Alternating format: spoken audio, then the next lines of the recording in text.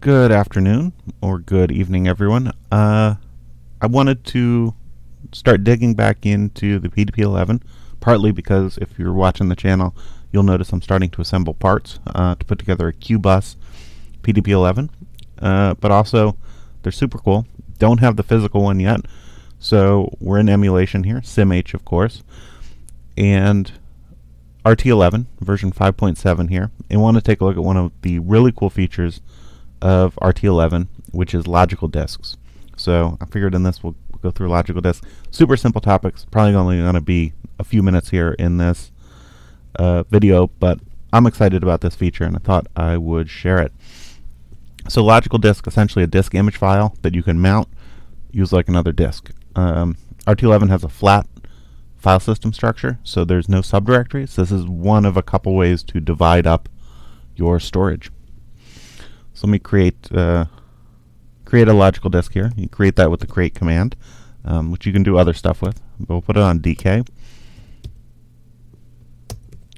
We'll just call it LD0 uninspiredly. And you have to, in brackets, tell it how many blocks. So we'll give it 2,000 blocks. So we now have that. So now we have our LD0 disk, 2,000 blocks taken on disk. Next step is to mount it.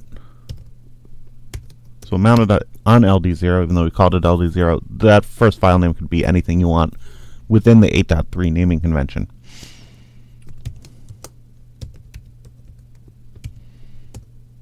That's mounted, right? And we can check that it's mounted with the subset argument to the show command. We have LD0 mounted there. Now we need to initialize it.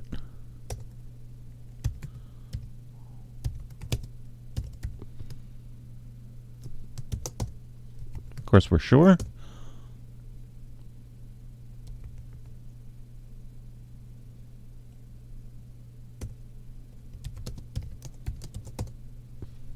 So there, we now have an empty disk, so LD0, logical disk 0, empty. You can see that we've had 14 blocks taken, I assume, with the file table. So there's some formatting stuff there that's going to eat up some space there. And options to the initialization command, you can tune that depending on file size, how many files you expect to have. What's really cool about this is we can nest logical disks, right? So now we'll create another logical disk on LD0. We'll call it LD1, and we'll just give it 1,000 blocks.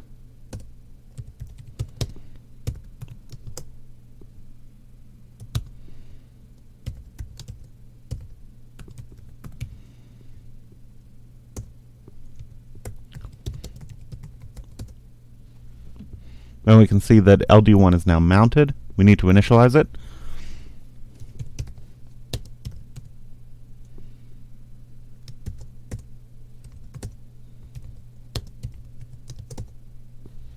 So now again, that 14 blocks have been taken up. Now we have 2 levels in, right? So LD0 is mounted, LD1, and I believe these are durable through reboots. Now, anything you do, you assign a logical name to it. That, of course, you need to put in your startup scripts, but these should be durable between boots. So we can also use the dismount command to get rid of the mount if we want to get rid of it. So let's dismount LD1.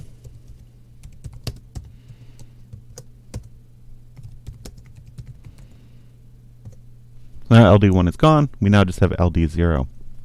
Put that back in.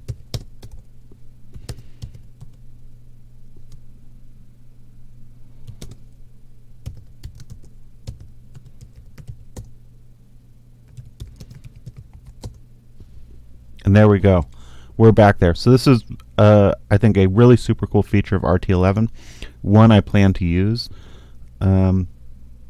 when I get my real PDP-11 up and running. And I think the target OS for the real thing obviously has to be RT-11 because it's quirky, it's fun. Maybe RSX.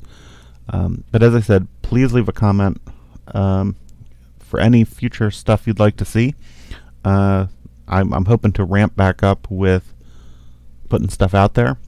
It does take sometimes. Something like this obviously only took a few minutes, but again, any RT-11 stuff you want to see, development, the editor, setting it up in SimH. I think I've already done one of those, but hey, we can do another one.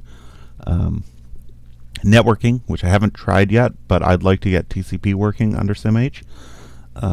Any other stuff, Unix for the PDP-11, or anything else you want to see. Please leave a note. We will also, in the coming short period of time, be revisiting the SPARCstation 20. We're going to get Solaris 2.6 on there, the Sun PC. Finally got the software for the Sun PC. So we'll get the Sun PC and the board working so we can do some DOS emulation. And we've got the microvacs, because if you saw my previous video, I now have a new SCSI to SD card that we're going to put in the SPARCstation 10. And the old SCSI to SD is coming out of the SPARCstation 10 and going into the microvacs 3100.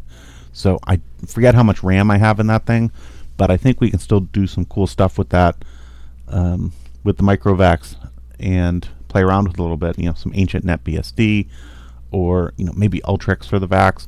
Who knows? I also need to find an MMJ to desub serial cable. Why DEC was so bizarre and did MMJ? Who knows? That's it for this video. Sorry it's a little short, but that's logical disks for RT-11. Thanks for watching.